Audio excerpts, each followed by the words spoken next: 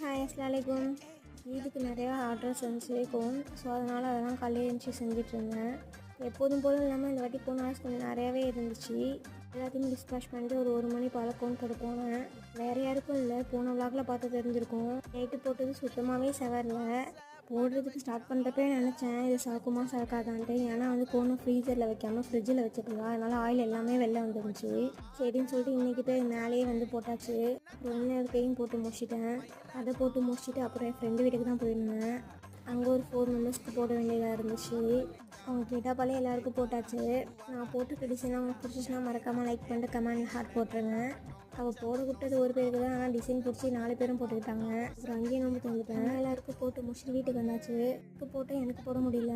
அதுக்கப்புறம் எங்கள் வீட்டுக்கு கூட்டி போய் எல்லாருக்கும் போட்டு விட்றல, எனக்கும் போட்டு விட்டுன்னு சொல்லிட்டு அந்த கையை நீட்டிட்டான். அவனுக்குமே ஒரு கையில் பூ போட்டு விட்டு இன்னொரு கையில் நேம் எழுதிவிட்டேன். நீங்களே கொஞ்சம் பிஸியாக தான் போச்சு. வீடியோ பிடிச்சிங்கன்னா லைக் பண்ணி ஷேர்